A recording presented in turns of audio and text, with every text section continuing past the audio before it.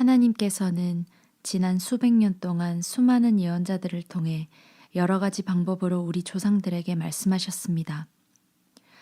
그러나 최근에는 아들을 통해 우리에게 직접 말씀하셨습니다. 태초에 하나님께서 이 아들을 통해 세상을 창조하셨고, 이 세상은 마지막 날에 아들의 소유가 될 것입니다. 이 아들은 거울처럼 완벽하게 하나님을 비추시는 분이며, 그분께는 하나님의 본성이 도장처럼 찍혀 있습니다.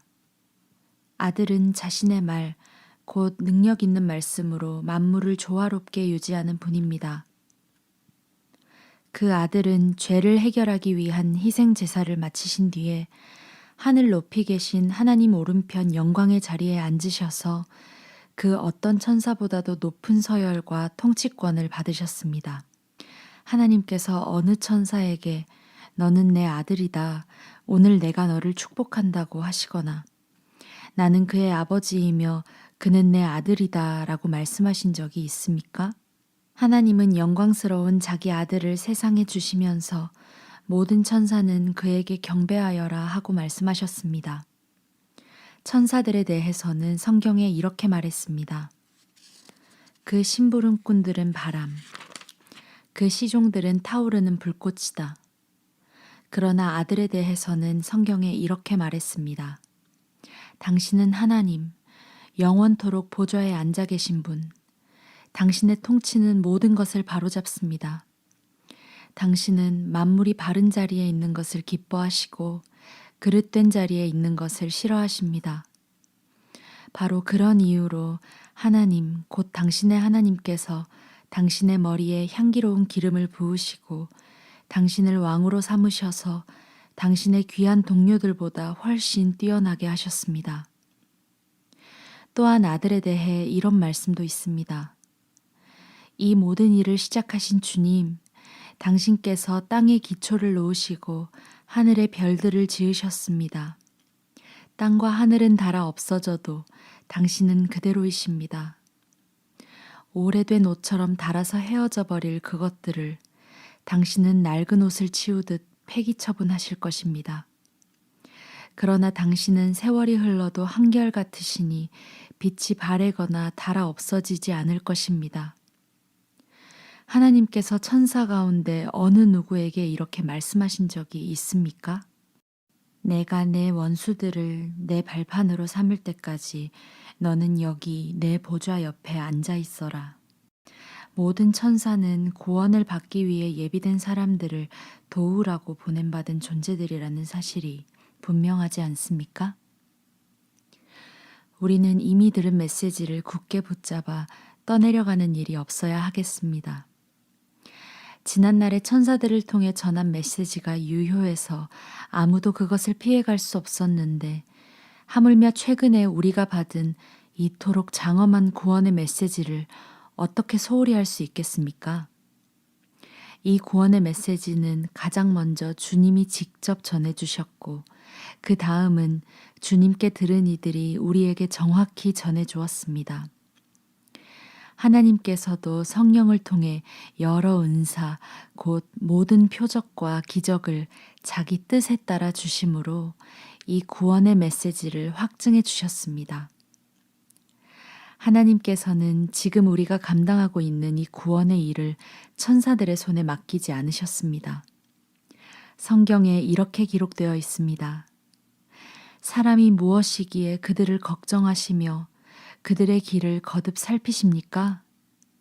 그들을 천사보다 조금 못하게 지으시고 에덴의 새벽빛으로 빛나게 하셨습니다. 당신께서 손수 지으신 온 세상을 그들에게 맡기셨습니다.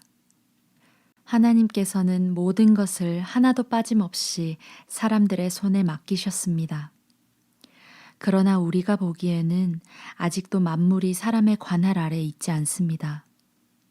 우리가 보는 것은 천사보다 조금 못하게 지어져서 죽음을 경험하시고 천사보다 더 높은 곳에 앉으셔서 에덴의 새벽빛으로 빛나는 영광의 관을 쓰신 예수입니다.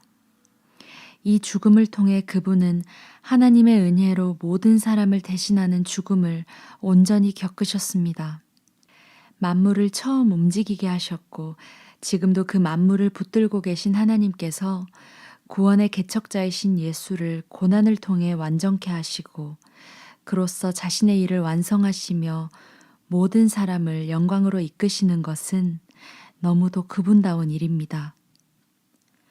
구원하는 분과 구원받는 이들이 같은 근원에서 나왔으므로 이제 예수께서는 조금도 주저함 없이 그들을 가족으로 대하시며 이렇게 말씀하십니다. 당신에 대해 알고 있는 모든 것을 나의 소중한 친구인 형제 자매들에게 알리고 함께 당신을 경배하고 찬양하겠습니다. 다음 말씀도 자신을 그들과 한 가족으로 여기신다는 뜻입니다. 나도 하나님을 신뢰함으로 살아갑니다. 또한 이렇게 말씀하셨습니다. 하나님께서 내게 주신 자녀들과 함께 내가 여기 있습니다. 자녀들이 살과 피로 된 존재이니 그들을 구하기 위해 구주께서 살과 피를 입고 죽으신 것입니다. 그분은 죽음을 껴안고 자기 안에 받아들이셔서 죽음을 지배하는 마귀를 멸하시고 죽도록 죽음을 무서워하며 평생을 위축되어 살아가는 모든 사람을 풀어주셨습니다. 그분께서 이 모든 고난을 겪으신 것은 천사들을 위한 것이 아니라 우리 같은 사람들, 곧 아브라함의 자손들을 위한 것이 분명합니다. 그렇기 때문에 그분은 모든 면에서 인간의 삶에 들어오셔야만 했습니다. 그분은 사람들의 죄를 없애는 대제사장으로 하나님 앞에 서실 때 이미 모든 고난과 시험을 몸소 겪으셨습니다. 그러므로 그분은 도움이 필요한 곳에 도움을 베푸실 수 있습니다. 그러므로 사랑하는 그리스도인 친구 여러분, 높은 곳을 향한 부르심을 따라 사는 동료 여러분, 예수를 진지하고 주의 깊게 바라보십시오. 그분은 우리 믿음의 중심이시며 하나님이 맡기신 모든 일에 성실하신 분이십니다. 모세도 성실했지만 예수는 더 큰 영광을 받아 마땅한 분이십니다. 언제나 건축자가 건물보다 귀합니다. 어느 집이든지 그 집을 지은 이가 있습니다. 그러나 그 모든 것의 배후에 계신 건축자는 하나님이십니다.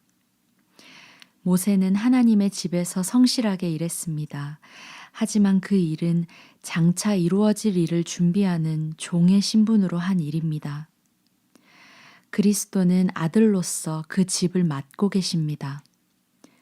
이제 우리가 이 담대한 확신을 굳게 붙들면 우리가 바로 그 집입니다. 그러므로 성령께서 이렇게 말씀하셨습니다. 오늘 너희는 귀 기울여 들어라. 광야에서 시험받던 때, 지독하게 반역하던 그때처럼 귀를 막지 마라. 너희 조상들은 내가 하는 일을 40년 동안 지켜보고도 나의 방식을 거절하고 나의 인내심을 거듭거듭 시험했다. 나는 노했다. 몹시 노해서 말했다. 그들은 한시도 하나님을 마음에 두지도 않고 나의 길을 따라 걷지도 않는다. 나는 노하여 맹세하며 말했다. 그들은 가고자 하는 곳에 이르지 못하며 결코 안식하지 못할 것이다. 그러니 친구 여러분, 조심하십시오. 믿지 않는 악한 마음으로 빈둥거리지 마십시오. 그런 일은 여러분을 넘어뜨리고 곁길로 빠뜨려서 살아계신 하나님으로부터 멀어지게 합니다. 하나님께서 주신 오늘이라는 시간 동안 서로 주의하여 죄로 인해 여러분의 대응 능력이 떨어지지 않도록 하십시오. 처음 시작할 때 붙든 확신을 마지막까지 굳게 붙들면 마침내 우리는 그리스도와 함께하는 사람들이 될 것입니다. 다음과 같은 말씀이 우리 귀에 쟁쟁히 들려옵니다.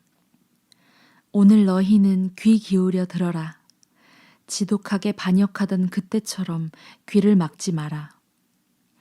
귀를 막은 자들이 누구였습니까? 모세가 이집트에서 이끌어낸 자들이 아니었습니까? 하나님께서 40년 동안 누구에게 노하셨습니까?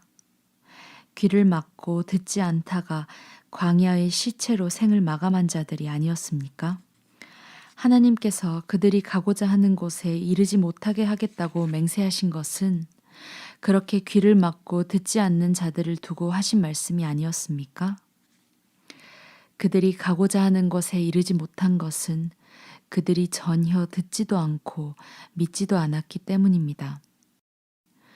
그러므로 하나님 안에서 안식을 주겠다고 하신 그 약속이 우리를 이끌어서 그분이 세우신 목표로 데려가는 동안 우리 중에 자격을 잃는 사람이 없도록 조심하십시오.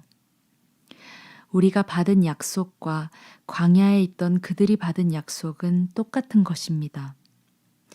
그러나 그 약속이 그들에게 조금도 유익이 되지 못한 것은 그들이 그 약속을 믿음으로 받아들이지 않았기 때문입니다. 하지만 그 약속을 믿는 우리는 안식을 경험할 것입니다. 이것은 믿음 없이는 되지 않습니다. 하나님께서 하신 말씀을 기억하십시오. 나는 노하여 맹세하며 말했다. 그들은 가고자 하는 곳에 이르지 못하며 결코 안식하지 못할 것이다. 하나님께서는 창세전에 이미 하실 일을 다 마치셨음에도 이런 맹세를 하신 것입니다. 성경에 하나님께서 자기 일을 다 마치시고 일곱째 날에 쉬셨다고 했으나 다른 구절에는 그들은 결코 안식하지 못할 것이다 라고 했습니다. 이 약속은 아직 성취된 것이 아닙니다. 먼저 들은 자들이 안식처에 들어가지 못한 것은 순종하지 않았기 때문입니다. 하나님이 오늘로 날짜를 조정하시며 끊임없이 약속을 갱신해 주십니다. 이것은 처음 초대장을 보내시고 나서 수백 년이 지난 후에 다윗의 시편을 통해 하신 말씀과 같습니다. 오늘 너희는 귀 기울여 들어라. 귀를 막지 마라. 그러므로 이 약속은 아직 살아 있습니다. 이 약속은 여호수아 시대에도 파기되지 않았습니다. 만일 파기되었다면 하나님께서 약속 일자를 오늘로 갱신하지 않으실 것입니다. 하나님의 백성에게는 도착과 안식의 약속이 아직 남아 있습니다. 하나님께서 지금 안식하고 계십니다. 이 여정을 마치는 날 우리도 하나님과 더불어 틀림없이 안식할 것입니다. 그러니 계속 힘을 내서 마침내 안식처에 도착하도록 하십시오. 순종하지 않다가 떨어져 나가는 일이 없어야 합니다. 하나님께서는 말씀하신 것을 반드시 지키시는 분입니다. 그분의 말씀은 이루어집니다. 그분의 능력 있는 말씀은 수술용 메스처럼 날카로워서 의심이든 변명이든 무엇이나 갈라내고 우리 마음을 열어서 귀 기울여 듣고 순종하게 합니다. 하나님의 말씀이 꿰뚫지 못할 것은 아무것도 없습니다. 아무리 발버둥 쳐도 우리는 하나님의 말씀에서 달아날 수 없습니다. 이제 우리에게는 하나님께 자유롭게 나아갈 수 있는 위대한 대제사장 예수가 계십니다. 그러니 그분을 놓치는 일이 없어야 하겠습니다. 그분은 우리의 현실에 무관심한 제사장이 아니십니다. 그분은 연약함과 시험, 온갖 고난을 다 겪으셨지만 죄는 짓지 않으셨습니다. 그러니 곧장 그분께로 나아가 그분이 기꺼이 주시려는 것을 받으십시오. 자비를 입고 도움을 받으십시오.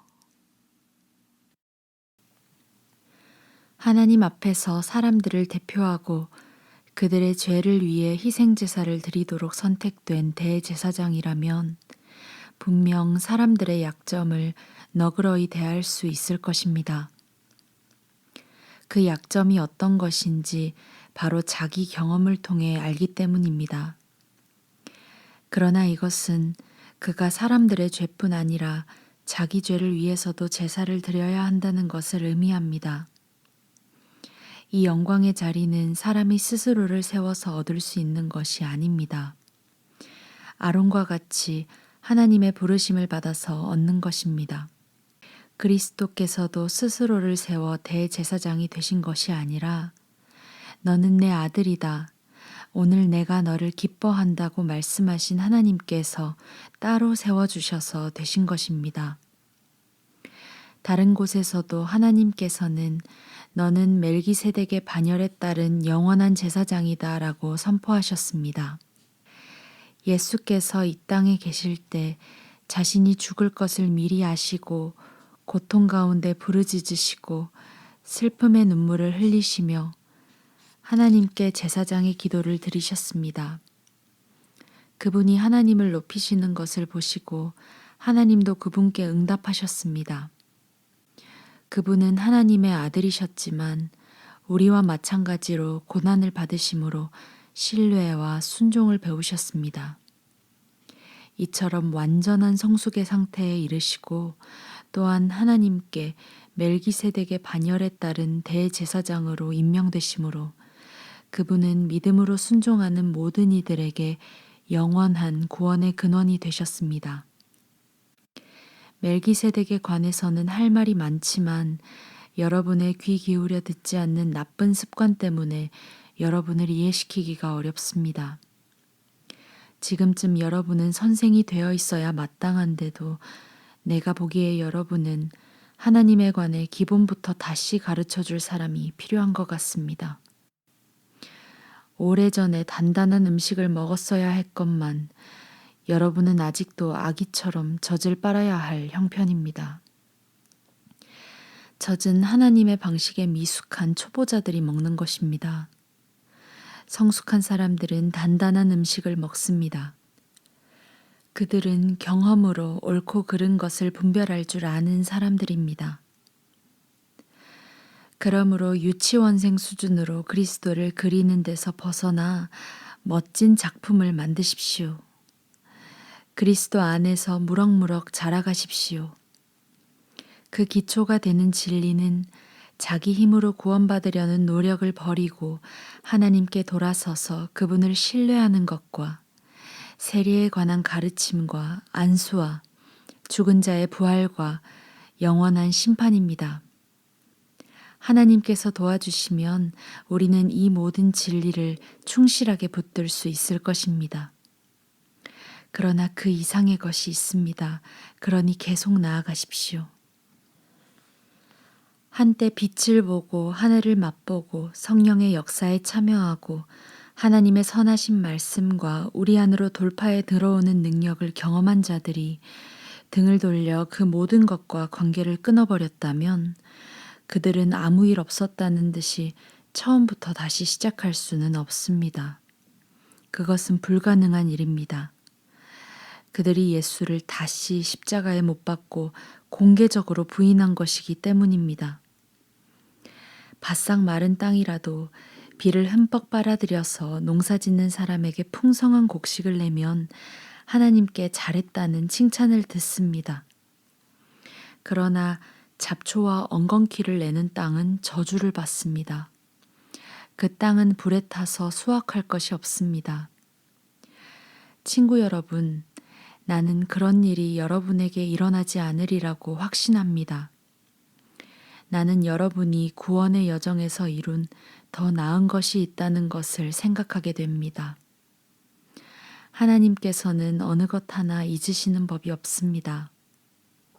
하나님께서는 여러분이 가난한 그리스도인들을 도우면서 보여준 사랑을 너무도 잘 알고 계시며 여러분이 그 일을 계속하고 있다는 것도 잘 알고 계십니다.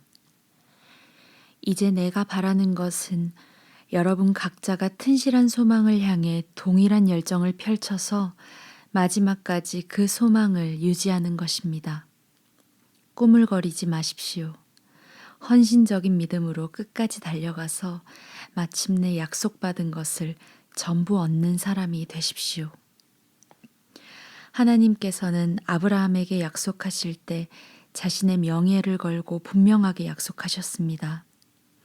하나님께서는 내가 약속한다. 내가 가진 모든 것으로 너에게 복을 주겠다. 복을 주고 또 복을 주겠다고 말씀하셨습니다. 아브라함은 참고 견딘 끝에 약속받은 것을 전부 받았습니다. 사람들은 약속할 때 자기보다 위에 있는 권위에 호소하여 약속을 보증합니다. 약속을 이행하기로 한 당사자들 사이에 문제가 생길 때 그 권위로 약속을 뒷받침하려는 것입니다. 하나님께서도 자신의 약속을 보증하기 원하셨고 결국 바위처럼 단단하여 깨지지 않는 자신의 말씀으로 보증해 주셨습니다. 하나님께서는 자신의 말씀을 어기실 수 없기 때문입니다. 그분의 말씀은 변치 않으며 그분의 약속도 변치 않습니다. 하나님께 인생을 건 우리는 약속받은 소망을 두 손으로 붙잡고 놓지 말아야 할 이유가 충분합니다. 그 소망은 끊어지지 않는 영적 생명줄 같아서 모든 상황을 뛰어넘어 곧바로 하나님 앞에까지 이릅니다. 그곳에는 우리보다 앞서 달려가신 예수께서 멜기세덱의 반열에 따라 우리를 위한 영원한 대제사장직을 맡고 계십니다. 멜기세덱은 살렘의 왕이며 가장 높으신 하나님의 제사장이었습니다. 그는 여러 왕을 무찌르고 돌아오는 아브라함을 만나서 축복했습니다. 아브라함은 담례로 전리품의 10분의 1을 그에게 바쳤습니다. 멜기세덱은 의의 왕을 뜻합니다. 살렘은 평화를 뜻합니다. 그러므로 그는 평화의 왕이기도 합니다. 멜기세덱은 먼 과거로부터 우뚝 솟은 존재로서 족보도 없고 시작도 없고 끝도 없습니다. 이처럼 그는 하나님의 아들과 같아서 언제나 다스리는 위대한 제사장으로 있습니다. 조상 아브라함이 전리품의 10분의 1을 멜기세덱에게 바친 것을 보면 그가 얼마나 위대한지 여러분도 알 수 있을 것입니다. 레위 자손 가운데 제사장들은 백성으로부터 11조를 거두도록 율법에 규정되어 있습니다. 제사장과 백성 모두가 아브라함을 한 조상으로 둔 동족인데도 그렇습니다. 그러나 멜기세덱은 완전히 외부인인데도 아브라함에게서 10분의 1을 받았고 약속을 받은 사람인 아브라함을 축복했습니다. 축복은 아랫사람이 윗사람에게 받는 법입니다. 이렇게 볼 수도 있습니다. 우리는 죽을 수밖에 없는 제사장들에게 10분의 1을 바치지만 아브라함은 성경에 살아있다고 기록된 제사장에게 10분의 1을 바친 것입니다. 궁극적으로는 이렇게 말할 수 있습니다.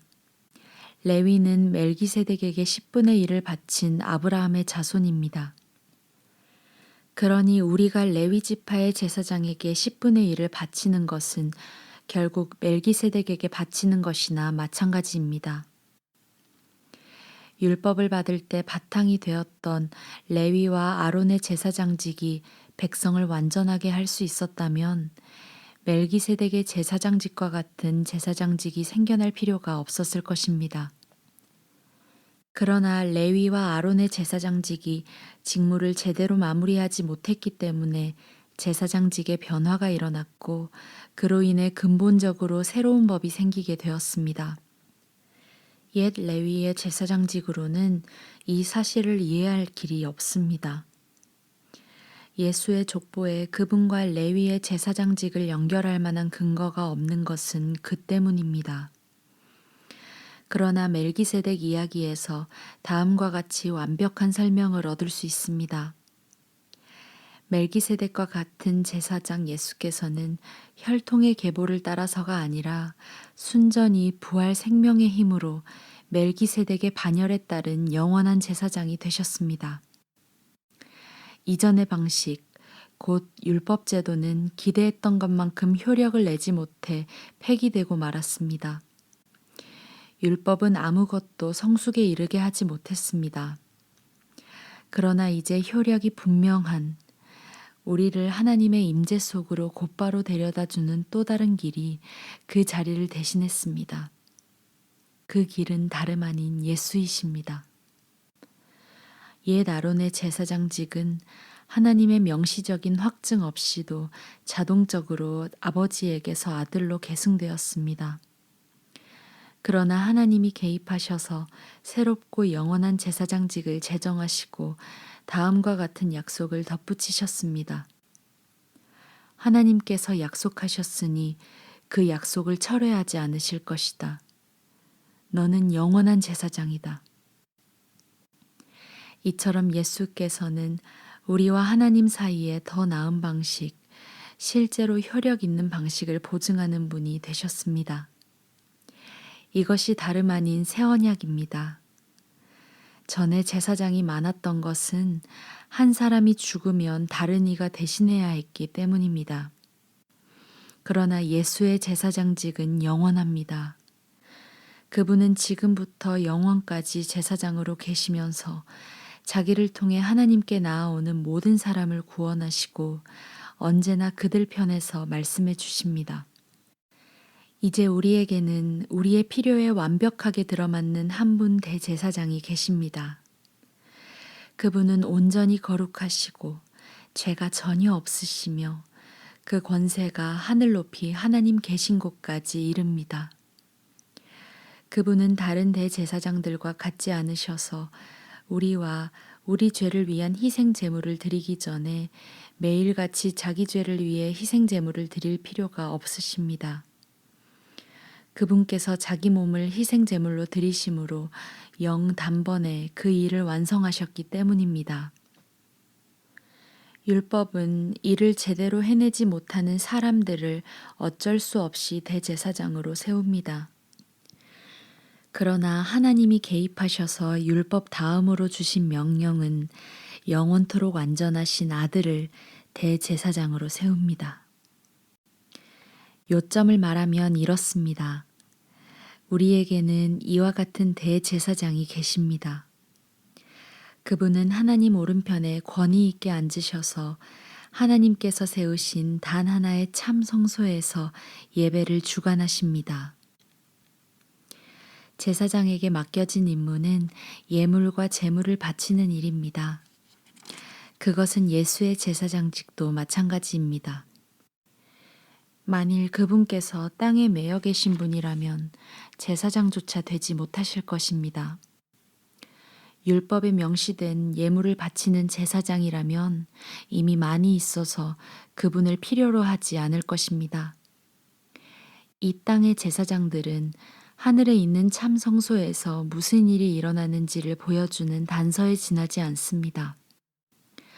모세가 하늘에 있는 참 성소를 언뜻 보고 장막을 지으려고 할 때 하나님께서 이렇게 말씀하셨습니다. 너는 산에서 본 모습 그대로 주위에서 짓도록 하여라.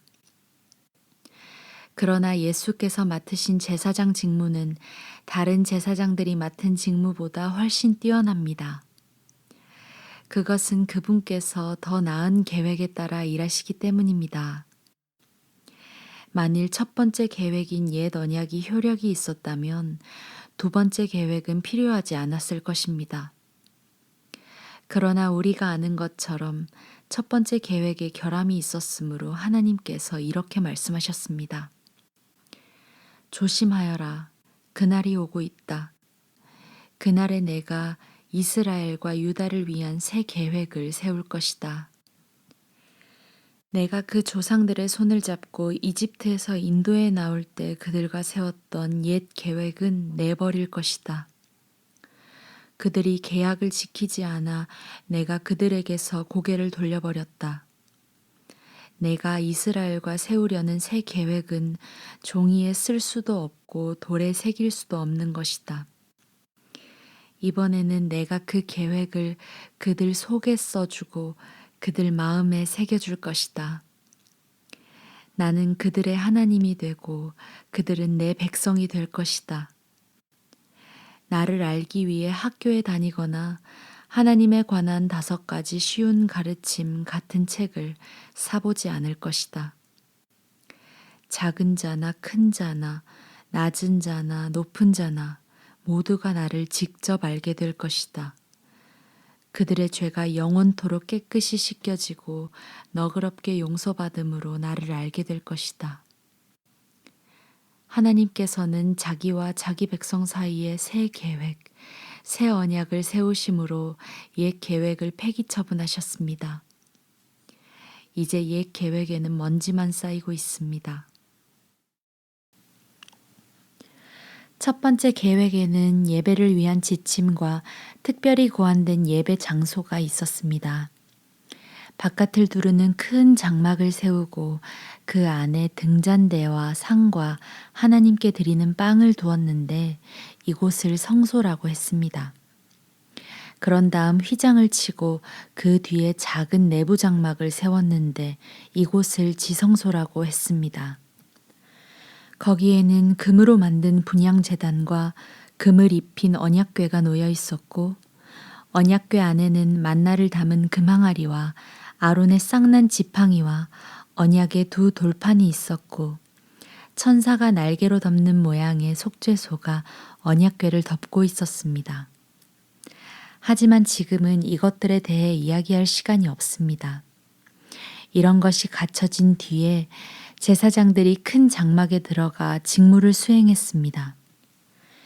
작은 내부 장막에는 대제사장만이 1년에 한 번 들어가서 자기 죄와 백성의 누적된 죄를 위해 피를 제물로 드렸습니다. 이것은 큰 장막이 서 있는 동안에는 백성이 하나님께로 걸어 들어갈 수 없음을 성령께서 시각적 비유로 보여주신 것입니다. 이 제도 아래서 드려진 예물과 제물은 예식과 행위의 문제에 해당할 뿐 문제의 핵심에는 다가가지 못합니다. 백성의 양심을 만족시켜주지 못합니다.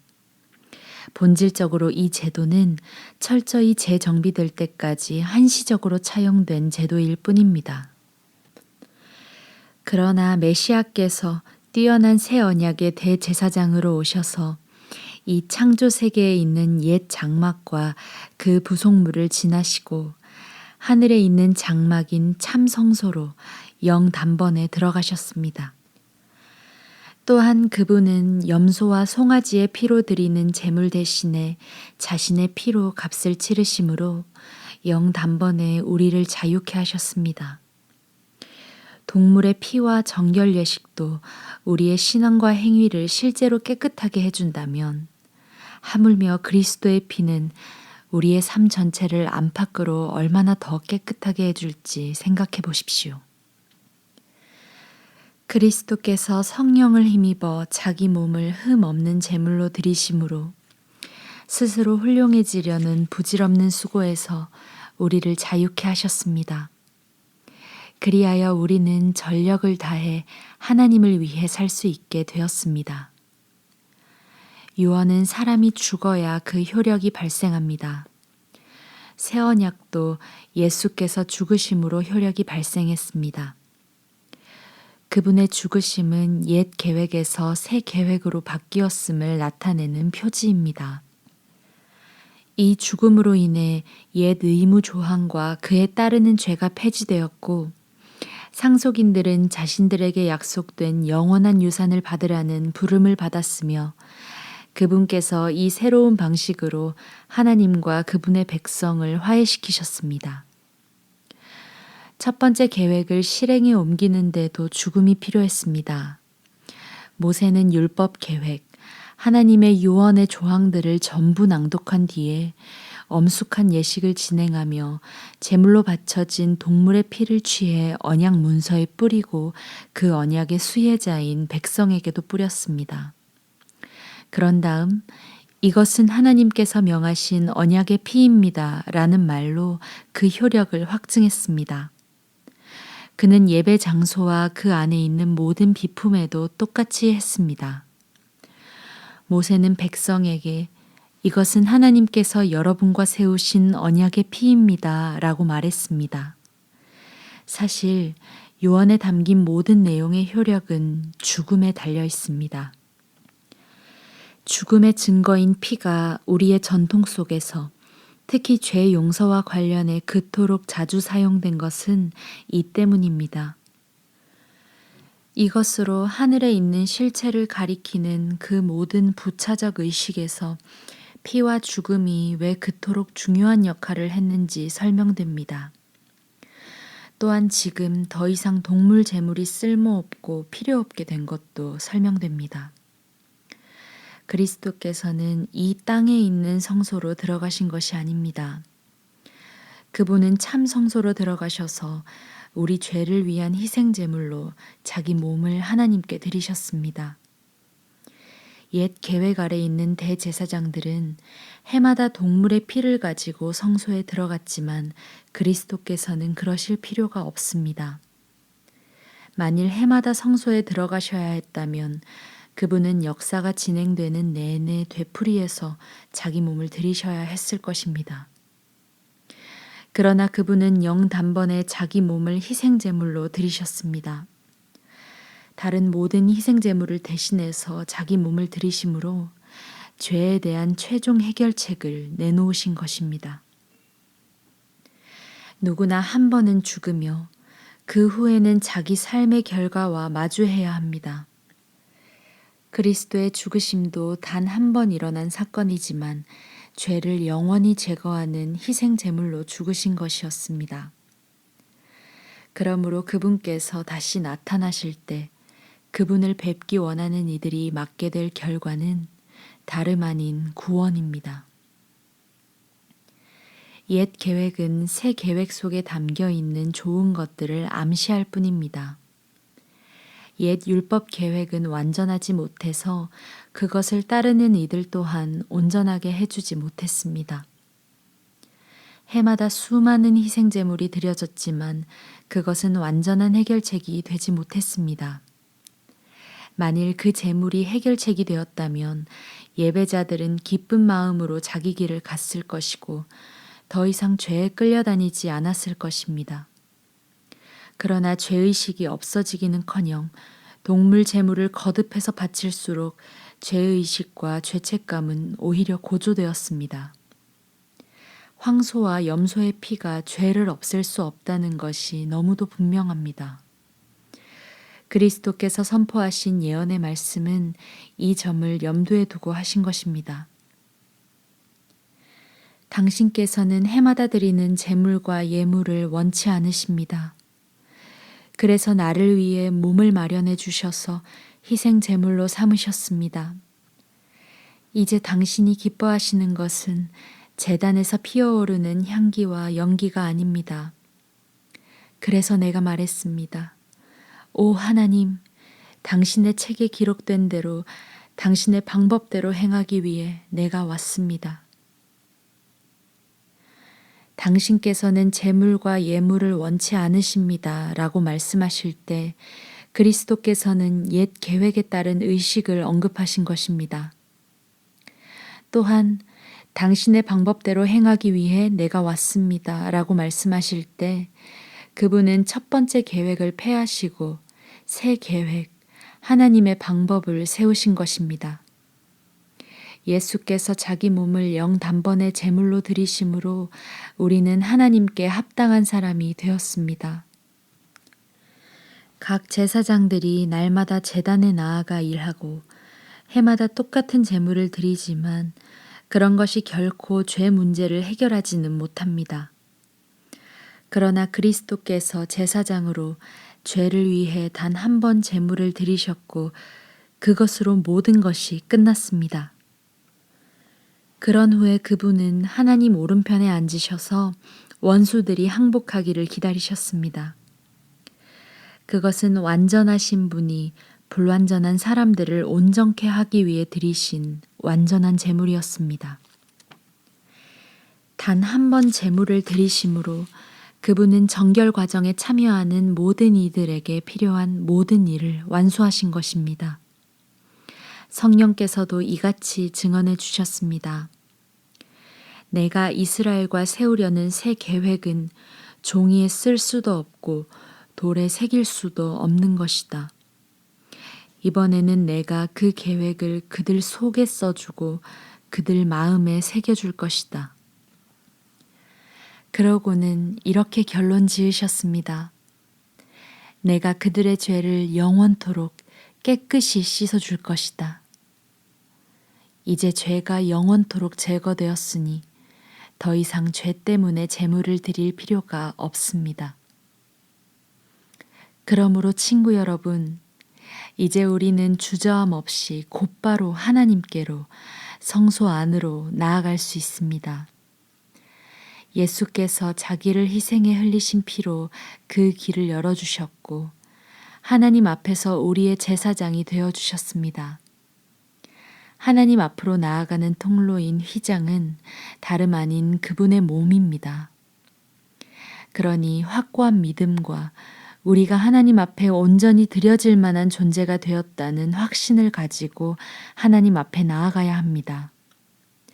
우리를 앞으로 이끌어주는 약속을 굳게 붙잡으십시오.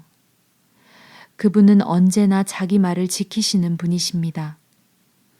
창의적으로 사랑을 권하고 도움의 손길을 펼치십시오.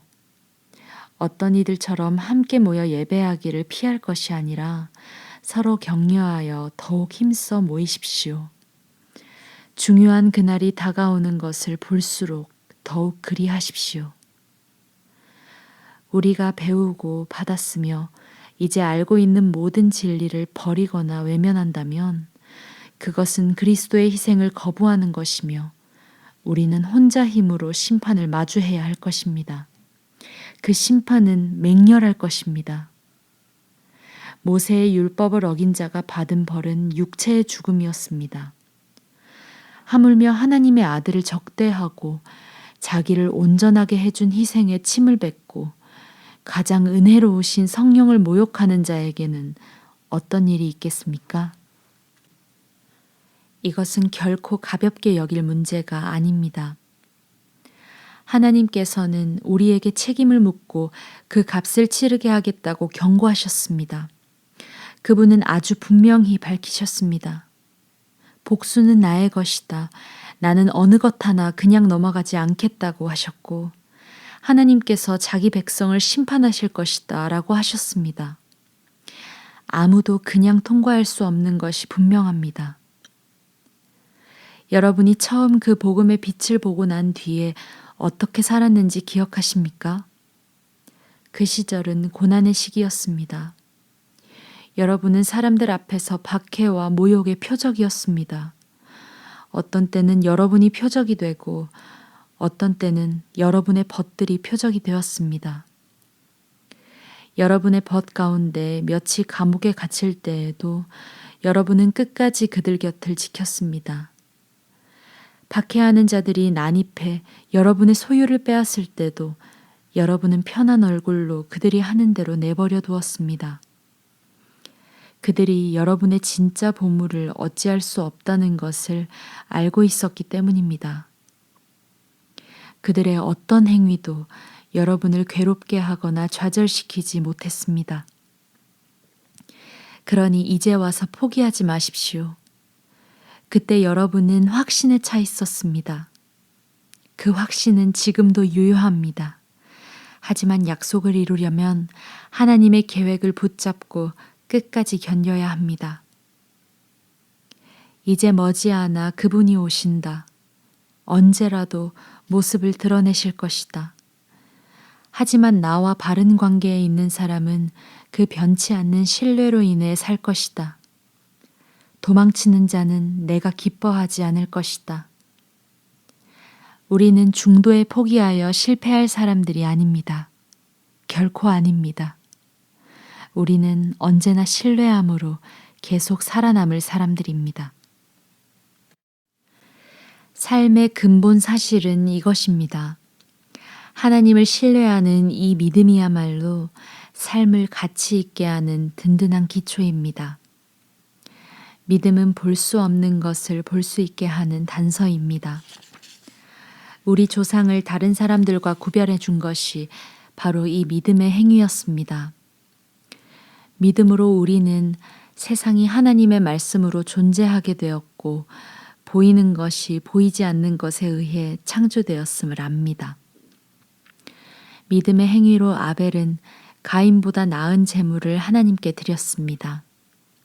중요한 것은 그가 드린 제물이 아니라 그의 믿음이었습니다. 하나님이 주목하시고 의롭다 인정해 주신 것은 다름 아닌 믿음이었습니다. 수많은 세월이 흘렀으나 그 믿음은 여전히 우리의 눈을 사로잡습니다. 믿음의 행위로 에녹은 죽음을 완전히 건너뛰었습니다. 하나님이 그를 데려가셨기 때문에 사람들이 아무리 눈을 씻고 찾아보아도 그를 찾을 수 없었습니다. 우리는 하나님께서 그를 데려가시기 전에 그가 하나님을 기쁘시게 해드렸다는 것을 믿을 만한 증언으로 알고 있습니다. 믿음을 떠나서는 하나님을 기쁘시게 해드릴 수 없습니다. 왜 그렇습니까?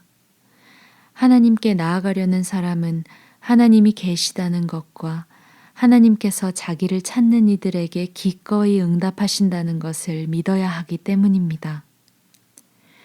믿음으로 노아는 메마른 땅 한복판에 배를 지었습니다. 그는 하나님께서 보이지 않는 일에 대해 경고하셨을 때 지시받은 대로 행동했습니다. 그 결과가 어떠했습니까? 그의 집안이 구원을 받았습니다. 그의 믿음의 행위가 믿지 않는 악한 세계와 믿는 올바른 세계를 예리하게 구분지었습니다. 그 결과로 노아는 하나님과 친밀한 사이가 되었습니다. 믿음의 행위로 아브라함은 장차 그의 본향이 될 미지의 땅으로 떠나라는 하나님의 부르심에 이해하고 응답했습니다.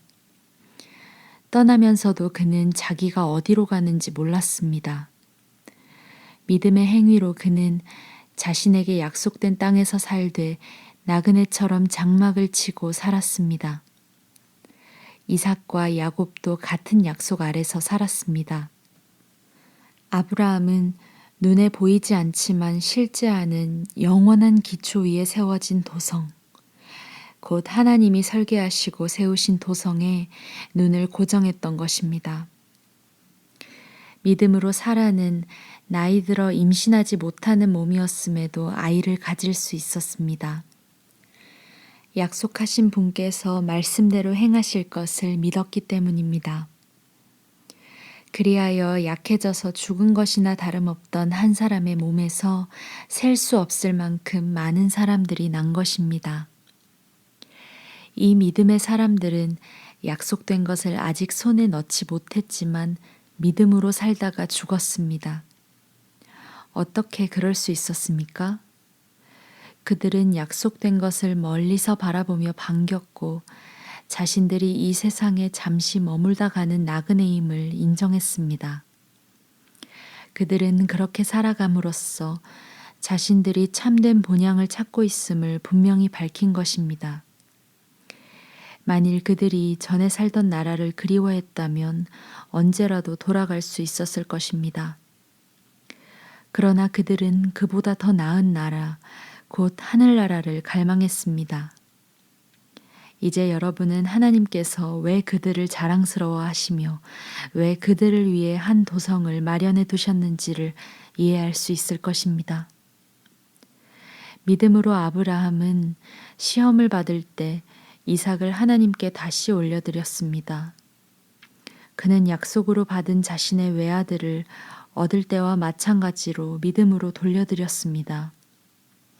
이 일은 그가 하나님으로부터 내 후손들이 이삭에게서 나올 것이다 라고 하신 말씀을 들은 뒤에 한 일이었습니다. 아브라함은 하나님이 원하시면 죽은 사람도 일으키실 수 있다고 생각했습니다. 어떤 의미에서 보면 그 일은 아브라함이 이삭을 제단에서 산채로 돌려받을 때 일어난 것입니다. 믿음의 행위로 이삭은 미래를 내다보며 야곱과 에서를 축복했습니다. 믿음의 행위로 야곱은 죽기 직전에 요셉의 아들들을 차례대로 축복하면서 자신의 복이 아니라 하나님의 복으로 축복하고 지팡이의 의지에 서서 하나님을 경배했습니다. 믿음의 행위로 요셉은 죽어가면서 이스라엘 백성의 탈출을 예언하고 자기의 장례를 준비시켰습니다. 믿음의 행위로 모세의 부모는 모세가 태어난 후 3달 동안 아이를 숨겼습니다. 그들은 아이가 준수한 것을 보고 왕의 법령에 용감히 맞섰습니다. 믿음으로 모세는 어른이 되어 이집트 왕실의 특권층이 되기를 거절했습니다. 그는 압제자들과 더불어 기회주의적이고 안락한 죄악된 삶을 누리기보다 하나님의 백성과 더불어 고된 삶을 선택했습니다. 그는 메시아 진영에서 겪는 고난을 이집트에서 누리는 부귀보다 훨씬 값지게 여겼습니다. 그것은 그가 앞을 내다보며 장차 받을 상을 기대했기 때문입니다. 믿음의 행위로 그는 왕의 맹목적인 분노에도 아랑곳하지 않고 이집트를 떠났습니다. 그는 보이지 않는 분께 눈을 고정하고 계속해서 나아갔습니다. 믿음의 행위로 그는 유월절을 지키고 집집마다 유월절 피를 뿌려 마다들을 멸하는 이의 손이 그들에게 닿지 않게 했습니다. 믿음의 행위로 이스라엘은 바짝 마른 땅을 걸어서 홍해를 건넜습니다. 이집트 사람들도 그렇게 하려다가 물에 빠져 죽었습니다. 믿음으로 이스라엘 사람들이 7일 동안 여리고 성벽을 돌자 성벽이 무너져 내렸습니다. 믿음의 행위로 여리고의 창녀 라합은 정탐꾼들을 맞아들여 하나님을 신뢰하지 않는 자들에게 닥칠 파멸을 면했습니다. 계속해서 더 열거하려면 시간이 모자랄 것입니다. 훨씬 더 많은 이들이 있기 때문입니다. 기드온, 바락, 삼손, 입다, 다윗, 사무엘, 예언자들. 믿음의 행위로 그들은 나라를 무너뜨리고 정의를 실천하고 약속된 것을 받았습니다. 그들은 사자와 불과 칼의 공격을 막아냈고 약점을 강점으로 바꾸었으며 전쟁에서 이겨 외국 군대를 물리쳤습니다. 여자들은 죽었다가 다시 살아난 사랑하는 이들을 맞아들이기도 했습니다. 고문을 당하면서도 더 나은 부활을 사모한 나머지 굴복하고 풀려나가는 것을 거부한 이들도 있습니다. 어떤 이들은 학대와 채찍질을 기꺼이 맞았고 쇠사슬에 묶여 지하굴에 갇히기도 했습니다. 돌에 맞고 톱으로 켜져 두동강이 나고 살해되어 싸늘한 시체가 된 이들의 이야기도 있습니다. 짐승 가죽을 두르고 집도 친구도 권력도 없이 세상을 떠돈 이들의 이야기도 있습니다. 세상은 그들을 받아들일 만한 곳이 되지 못했습니다. 그들은 이 혹독한 세상의 가장자리로 다니면서도 최선을 다해 자기 길을 갔습니다. 그들이 믿음으로 사는 삶의 본보기가 되기는 했지만 그들 가운데 약속받은 것을 손에 잡은 사람은 한 사람도 없었습니다. 하나님께서는 우리를 위해 더 좋은 계획을 가지고 계셨습니다. 바로 그들의 믿음과 우리의 믿음이 완전하고 온전한 하나의 믿음이 되게 하는 것입니다. 우리의 믿음 없이는 믿음으로 산 그들의 삶도 온전해질 수 없습니다. 길을 개척한 이 모든 사람들, 이 모든 노련한 믿음의 대가들이 우리를 응원하고 있다는 말이 무슨 뜻인지 알겠습니까? 그들이 열어놓은 길을 따라 우리가 앞으로 나아가야 한다는 뜻입니다. 달려가십시오. 절대로 멈추지 마십시오. 영적으로 군살이 붙어도 안 되고 몸에 기생하는 죄가 있어서도 안 됩니다. 오직 예수만 바라보십시오. 그분은 우리가 참여한 이 경주를 시작하고 완주하신 분이십니다. 그분이 어떻게 하셨는지 배우십시오. 그분은 앞에 있는 것, 곧 하나님 안에서 그리고 하나님과 함께 결승점을 지나는 기쁨에서 눈을 떼지 않으셨기에 달려가는 길에서 무엇을 만나든 심지어 십자가와 수치까지도 참으실 수 있었습니다. 이제 그분은 하나님의 오른편 영광의 자리에 앉아 계십니다. 여러분의 믿음이 시들해지거든 그분 이야기를 하나하나 되새기고 그분이 참아내신 적대 행위의 긴 목록을 살펴보십시오. 그러면 여러분의 영혼에 새로운 힘이 힘차게 솟구칠 것입니다. 죄와 맞서 싸우는 이 전면전에서 여러분보다 훨씬 심한 고난을 겪은 이들이 있습니다. 예수께서 피 흘리시기까지 겪으신 그 모든 고난은 말할 것도 없습니다. 그러니 낙심하지 마십시오. 여러분은 훌륭한 부모가 자녀를 어떻게 대하는지 잊었습니까? 하나님께서 여러분을 자녀로 여기신다는 것을 잊었습니까? 나의 사랑하는 자녀야, 하나님의 훈련을 가볍게 여기지 말고 그분의 훈련을 받을 때 낙심하지 마라. 그분은 사랑하는 자녀를 훈련하시고 품에 안으신 자녀를 징계하신다. 하나님께서 여러분을 훈련하고 계십니다. 그러니 절대로 도중에 포기하지 마십시오. 하나님은 여러분을 사랑하는 자녀로 대하십니다.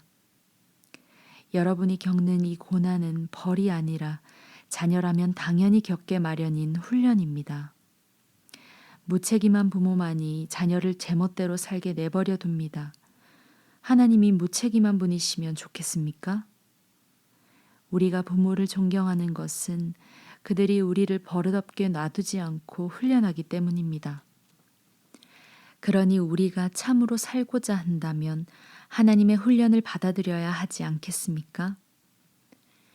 우리가 아이였을 때 우리의 부모는 자기 생각에 최선으로 여기는 일을 우리에게 했습니다. 하나님께서는 진정으로 우리에게 최선이 되는 일을 하고 계시며 우리를 훈련시켜 하나님의 거룩하심을 따라 최선을 다해 살아가도록 하십니다. 당장은 훈련이 즐겁지 않으며 본성을 거스른다고 느껴집니다. 그러나 나중에는 틀림없이 좋은 상으로 보답을 받습니다. 잘 훈련받은 사람만이 하나님과의 관계에서 성숙한 열매를 얻기 때문입니다. 그러니 수수방관하며 빈둥거리지 마십시오. 꾸물거리지도 마십시오. 먼 길을 달려갈 수 있게 길을 정비하십시오. 그래야 발을 헛디뎌 넘어지거나 구덩이에 빠져 발목을 삐는 사람이 없을 것입니다. 서로 도우십시오. 그리고 힘을 다해 달려가십시오. 서로 화목하게 지내고 하나님과 화평하게 지내도록 힘쓰십시오. 그러지 않고서는 하나님을 결코 뵙지 못할 것입니다. 아무도 하나님의 자비하신 은혜에서 떨어져 나가는 일이 없게 하십시오. 쓰디쓴 불평이 잡초처럼 자라고 있지는 않은지 예리하게 살피십시오. 엉겅퀴 한두 포기가 뿌리를 내리면 순식간에 정원 전체를 망칠 수도 있습니다. 에서 증후군을 조심하십시오. 잠깐 동안의 욕구 충족을 위해 평생 지속되는 하나님의 선물을 팔아넘기는 일은 없어야 합니다. 여러분도 아는 것처럼 에서는 나중에 자신의 충동적인 행동을 뼈저리게 후회하고 하나님의 복을 간절히 원했습니다. 하지만 때는 이미 너무 늦어서 아무리 울고불고 해도 소용이 없었습니다. 여러분은 조상들처럼 화염이 솟구치고 지축이 흔들리는 시내산에 나아가서 하나님의 말씀을 들은 것이 아닙니다. 여러분의 조상들은 천지를 울리고 영혼을 뒤흔드는 말씀을 듣고서 벌벌 떨며 하나님께 멈추어 달라고 빌었습니다. 그들은 짐승이라도 그 산에 닿으면 죽을 것이다 라고 하신 말씀을 듣고서 어찌나 무서웠던지 꼼짝도 못했습니다. 모세도 두려워 떨었습니다. 그러나 여러분의 경험은 전혀 다릅니다. 여러분이 이른 곳은 시온산, 곧 살아계신 하나님이 머무르시는 도성입니다. 그 보이지 않는 예루살렘은 축제를 벌이는 수많은 천사들과 그리스도인 시민들로 북적대는 곳입니다. 그곳에서 하나님께서는 우리를 심판하시고 그 심판은 우리를 의롭게 합니다. 여러분은 새 언약을 하나님께로부터 받아 우리에게 전해주시는 예수께로 나아왔습니다. 그분은 이 언약의 중재자이십니다. 아벨이 당한 죽음은 복수를 호소하는 살인이지만 예수가 당한 죽음은 은혜의 선포입니다. 그러니 이 은혜의 말씀에 귀를 막지 마십시오. 땅에서의 경고를 무시한 자들이 벌을 피할 수 없었는데 하물며 우리가 하늘의 경고를 거역한다면 어떤 일이 일어나겠습니까? 그때에는 그분의 음성이 땅의 뿌리까지 흔들었지만 이번에는 하늘까지 흔드시겠다고 분명히 말씀하셨습니다. 마지막으로 한 번 더 하늘 끝에서부터 땅 끝까지 철저하게 흔들겠다. 마지막으로 한 번 더라는 표현은 철저하게 정리하시겠다는 의미입니다. 역사와 종교의 온갖 쓰레기를 치우시겠다는 것입니다. 그것은 흔들리지 않는 본질적인 것들을 말끔히 정돈된 모습으로 서 있게 하시려는 것입니다. 우리가 무엇을 받았는지 아시겠습니까? 흔들리지 않는 나라입니다. 우리가 얼마나 감사해야 하는지 아시겠습니까? 감사드릴 뿐 아니라 하나님 앞에서 깊은 경외감이 넘치는 예배를 드려야 합니다. 하나님께서는 냉담한 방관자가 아니십니다. 그분은 적극적으로 정리하시고 태워버려야 할 것은 전부 불사르십니다. 모든 것이 깨끗해질 때까지 그분은 결코 멈추지 않으실 것입니다. 하나님, 그분은 불이십니다. 서로 변함없이 사이좋게 지내고 사랑으로 화합하십시오. 식사나 잠자리를 구하는 이가 있으면 기꺼운 마음으로 제공해 주십시오. 자기도 모르는 사이에 천사들을 환대한 이들이 있었습니다. 감옥에 갇힌 이들을 대할 때는 여러분이 그들과 함께 감옥에 갇히기라도 한 것처럼 대하십시오. 학대를 당한 이들을 보거든 그들에게 일어난 일이 여러분에게도 일어난 것처럼 대하십시오. 결혼을 소중히 여기고 아내와 남편 사이에 이루어지는 성적 친밀감을 거룩하게 지키십시오. 하나님은 일회성 섹스와 부정한 섹스를 금하십니다. 물질적인 것을 더 많이 얻으려는데 사로잡히지 마십시오. 지금 가지고 있는 것으로 만족하십시오. 하나님께서는 내가 너를 저버리지 않겠다. 너를 떠나지도 않고 버리지도 않겠다고 하시며 우리에게 확신을 주셨습니다. 그러므로 우리는 담대한 마음으로 이렇게 말할 수 있습니다. 하나님께서 기꺼이 도우시니 내게 무슨 일이 닥쳐와도 두렵지 않다. 그 누가, 그 무엇이 나를 괴롭힐 수 있으랴. 여러분에게 하나님의 말씀을 전해준 목회자들을 인정해 주십시오. 그들의 사는 모습을 눈여겨보고 그들의 신실함과 진실함을 본받으십시오. 우리 모두는 언제나 한결같아야 합니다. 예수께서 변치 않는 분이시기 때문입니다. 어제나 오늘이나 내일이나 그분은 한결같으십니다. 그분에 관한 최신 이론에 이끌려 그분을 떠나는 일이 없게 하십시오. 그리스도의 은혜만이 우리의 삶을 떠받치는 유일하고 충분한 기초입니다. 그리스도의 이름을 붙인 온갖 상품은 별 도움이 되지 않습니다. 하나님께서 자기 자신을 선물로 내어주시는 재단이 안에서 횡령과 부정이득을 일삼는 자들에 의해 오용되어서는 안 됩니다. 옛 제도 아래서는 짐승을 죽여 진 밖에서 그 몸을 처리합니다. 그 후에 그 피를 안으로 가져와서 죄를 위한 제물로 제단에 바칩니다. 예수께서도 똑같은 일을 당하셨습니다. 그분은 성문 밖에서 십자가에 못 박히셨습니다.